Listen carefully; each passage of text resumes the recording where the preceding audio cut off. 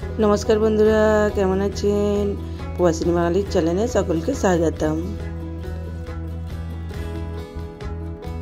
आज আবার একটা রেসিপি নিয়ে চলে এসেছি। আজ বানিয়ে দেখাবো ব্রেড পকোড়ার রেসিপি।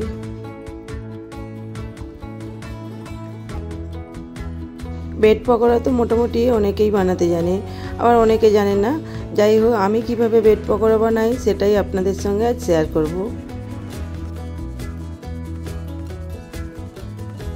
আমি তো মুম্বাইয়ে এসে মুম্বাই স্টাইলে ব্রেড পকোড়া বানাতে শিখেছি, সেটাই মেন শেয়ার করব আপনাদের সঙ্গে।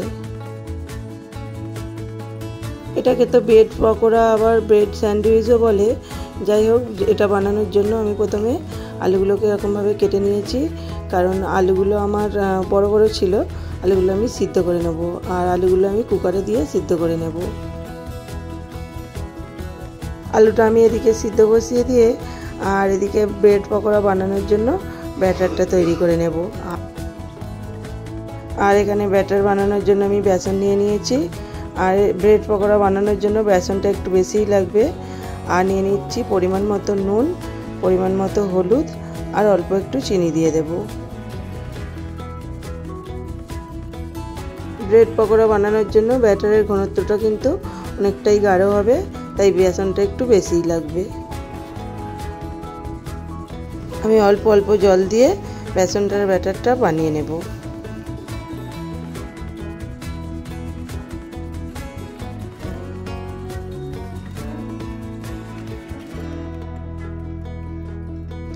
কারণ একবারে জল দিয়ে দিলে বেসনটার ব্যাটারটা পাতলা হয়ে যেতে পারে, আর ব্রেড পকোড়া বানানোর জন্য ব্যাটারটার কিন্তু ঘনত্বটা অনেকটাই গাঢ় হবে।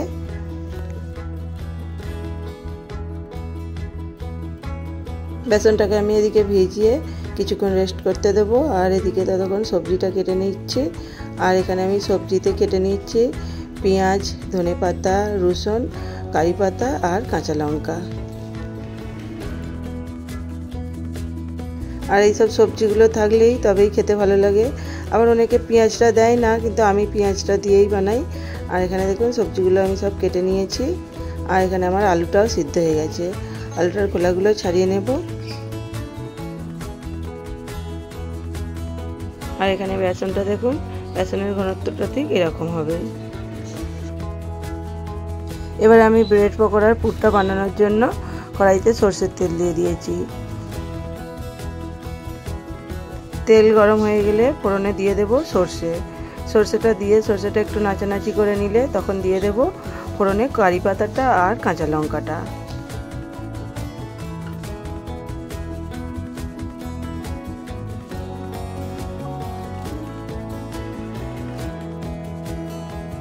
কারি পাতাটা ধনে পাতাটা কিছুক্ষণ ভেজে নিয়ে ওর মধ্যে দিয়ে দেব কেটে রাখা পেঁয়াজটা। পেঁয়াজটাও আমি ওর মধ্যে দিয়ে ভালো করে ভেজে নেব।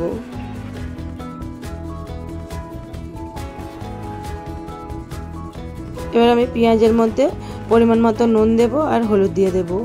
আর নুনটা আমি একটু বেশি করেই দেবো, কারণ এতে তো আলুটাও দেবো, সেই হিসাবে নুন দিয়ে দিচ্ছি আর হলুদ দিয়ে দিচ্ছি। কালার হওয়ার মতো পরিমাণ মতো হলুদটা দিলাম, দিয়ে পেঁয়াজের সঙ্গে একটু ভালো করে ভেজে নেব।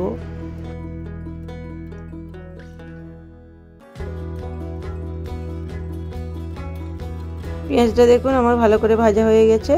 এবার আমি ওর মধ্যে রসুনটা দিয়ে দেবো।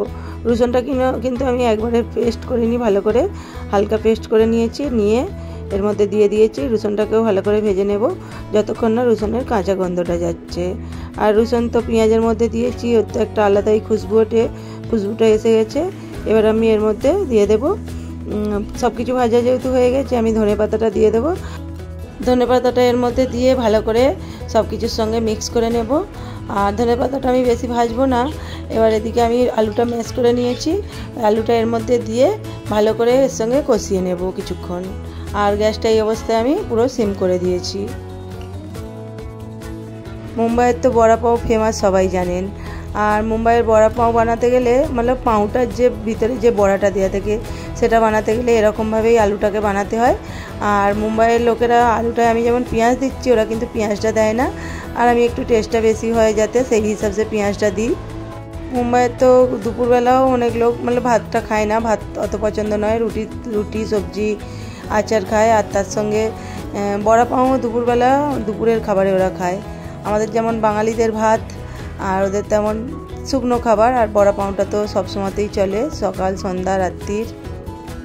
পুরটা তোমার বানানো হয়ে গেছে ব্রেড পকোড়ার। আর এখানে দেখুন বেসনটা ফেটিয়েছি, ঘনত্বটা এরকম হয়েছে, এটাকে আরও একটু ভালো করে ফেটাতে হবে। আর এখানে আমি ব্রেড নিয়েছি।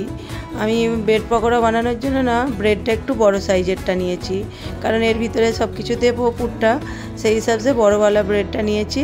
আর ব্রেডগুলো আমি এরকমভাবে কেটে নিয়েছি।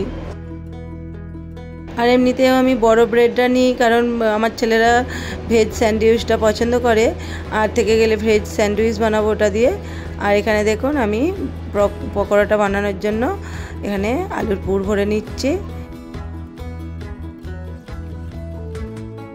এই নাস্তা তো বাড়িতে যদি সব কিছু থাকে, আলু ধনেপাতা কারি পাতা, এটা বানিয়ে বাড়িতে হঠাৎ করতে যদি কুটুম চলে আসে, এই নাস্তাটা বানিয়ে নিলে যেমন খেতেও সুন্দর হয়, চটপটা, বাচ্চাদের জন্য তো খুবই ভালো।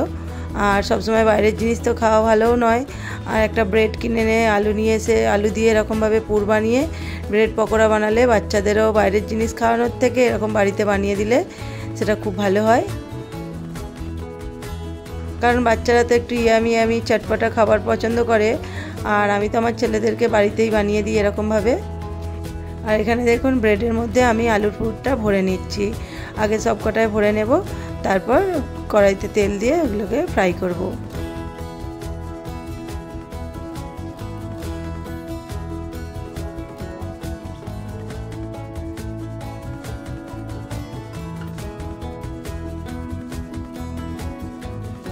আর এখানে দেখুন অনেকগুলো ব্রেডের আমি মধ্যে পুর ভরে নিয়েছি। আর এখানে এই যে বেসনটাকে আরও ভালো করে ফেটিয়ে নিয়েছি। আর এখানে কড়াইতে তেলও দিয়ে দিয়েছি, তেলটা গরম হতে দিয়েছি। এদিকে তেলটা গরম হয়েছে কিনা আগে একটু বেসন দিয়ে দেখে নেব। আর দেখুন বেসনটা উপরে উঠে এসছে তেলে, তাহলে তেলটা তো হয়ে গেছে। আর এখানে আমি ব্রেডটা বেসনের মধ্যে ভালো করে ডুবিয়ে নিচ্ছি। আর এই জন্যই বেসনটা ঘন করেছি, যাতে না বেসনের ব্রেডের ভিতর থেকে পুরটা বেরিয়ে যায়। আর আমি এখানে এরকমভাবে ছেড়ে দিচ্ছি। আর এতে একটু তেলটা বেশিও দিতে হয়। আর একবারে আমি দুটো করেই ছাড়বো, কারণ একবারে বেশি দিতে গেলে যদি জড়িয়ে যায়। কারণ প্রথম এটা ভাজছি, আগে দুটো দিয়ে ভাজি, তারপর আস্তে আস্তে দেখবো যদি তিনটে ধরে দেবো।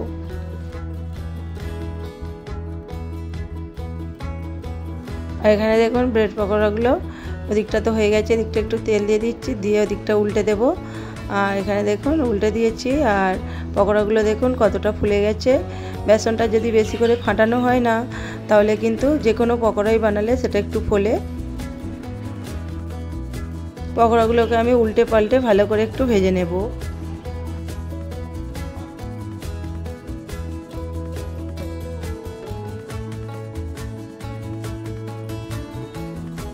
এখানে দেখুন পকোড়াগুলো বেশ ব্রাউন ব্রাউন হয়ে গেছে।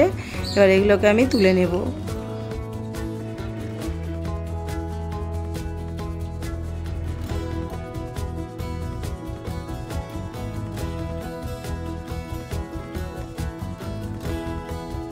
আর এখানে আমি তেলের মধ্যে আবারও দুটো ব্রেড পকোড়া দিয়ে দিয়েছি। আর পকোড়াগুলোকে দিয়ে আমি আবারও এগুলোকেও ভালো করে একটু ভেজে নেব। আমি তো বাইরের জিনিস অতটা পছন্দ করি না, আর ছেলেদেরকেও বাইরে থেকে অতটা কিনে দিই না, এরকমভাবে বাড়িতে বানিয়ে দিই। আর আলু ধনিয়া পাতা কারি পাতা থাকলেই তো বাড়িতে এগুলো বানানো যায়। একটা ব্রেড কিনে নিয়ে এসে বাইরে থেকে কিনে খাওয়ানোর থেকে বাড়িতে বানিয়ে দিলে সেটা অনেকটা ভালো হয়। আর আমি ব্রেড খাই না, আমি নিজে পছন্দ করি না, কিন্তু আমার বাড়িতে কোনো বন্ধু বান্ধব এলে তাদেরকেও বানিয়ে দিই, ছেলেদেরকেও বানিয়ে দিই। আর প্রথমে তো আমি দুটো দুটো দিয়ে ভাজছিলাম, আর এখন তেলটা তো অনেকটাই আছে, তিনটে দিয়েছি। দেখুন তিনটে দিয়ে ভাজছি। আর এগুলো দেখুন পকোড়াগুলো দেখতেও খুব সুন্দর হয়েছে। আর এরকমভাবে পুর ভরে করে দিই, ওরা বলে খেতেও সুন্দর হয়। আর আপনাদেরও যদি মনে হয় বাইরে থেকে না কিনে বাড়িতে কম পয়সায় বেশি জিনিস খাবো, তাহলে একটা ব্রেড কিনে নিয়ে এসে আলুর পুর ভরে এরকমভাবে ব্রেড পকোড়া বানিয়ে দেখতে পারেন, খুব সুন্দর খেতে হয়। আর ওখানে দেখুন আমি কতগুলো বানিয়ে নিয়েছি, আবারও কড়াইতে দিয়ে দিয়েছি। আমার বাড়িতে আজ বান্ধবী এসেছে, সেই জন্যই বানিয়েছি এটা। পকোড়াগুলো যেরকম ফুলেছে আর সেরকম দেখতেও সুন্দর হয়েছে। অল্প পয়সায় কম সময়ে অনেকগুলো পকোড়া বানিয়ে ফেললাম। পকোড়া তো বানালাম, আর পকোড়াগুলো তো আমি খাই না বললামই। আর আমার জন্য আমি এখানে বড়া পাউয়ের যে বড়াটা বানায় সেটা আমি বানিয়ে নিচ্ছি। এটা মুড়ির সঙ্গে খুবই ভালো লাগে। বড়া পাউ না থাকলেও এটা মুড়ির সঙ্গেও খাওয়া যায়। আমাদের যেমন চপ হয় সেরকমই, এরকম বেসনে দিয়ে আমি এখানে বানিয়ে নিলাম বড়াটা। আর এরকমভাবে বড়া বানিয়েই পাউয়ের ভিতর দিয়ে বড়া পাউ হয়, তার সঙ্গে চাটনি থাকে অনেক রকমের। বড়া পাউয়ের রেসিপি তো আমি আগেও দিয়েছি, যে বন্ধুরা আমার দেখেছেন তারা জানেন, আর যারা দেখেননি যদি দেখতে চান আমার রেসিপি দেয়াই আছে আমার চ্যানেলের মধ্যে, দেখতে পারেন। আর এখানে দেখুন বড়াগুলো আমি ব্রাউন ব্রাউন করে ভেজে নিচ্ছি।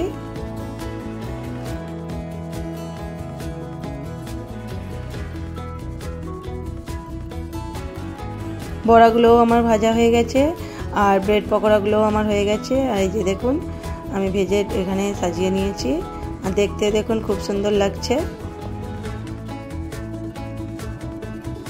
আর আজকে আমার এই রেসিপিটা যদি আপনাদের ভালো লাগে বাড়িতে একবার ট্রাই করে দেখতে পারেন, আশা করছি সবারই ভালো লাগবে খেতে। আর আমি একটা ব্রেড পকোড়া কেটে দেখাচ্ছি। এখানে দেখুন আমি ব্রেড পকোড়াটা কেটেছি, ভিতরটা দেখুন খুব সুন্দর হয়েছে। আর এটা তো যে কোনো সসের সঙ্গেই ভালো লাগে, schezwan sauce, tomato sauce. Bread পকোড়ার রেসিপি তো দেখালাম, তার সঙ্গে মুম্বাইয়ের বড়া বানানোর রেসিপিটাও হয়ে গেল, আর বড়াটাও বানিয়ে দেখিয়ে দিলাম। আর যদি আজকের রেসিপিটা আপনাদের ভালো লাগে, যদি ভালো লাগে লাইক কমেন্ট করে দেবেন। আর সকলে ভালো থাকবেন, সুস্থ থাকবেন, সাবধানে থাকবেন। আবার দেখা হবে নতুন একটা ব্লগ ভিডিও নয়তো নতুন একটা রেসিপির সঙ্গে।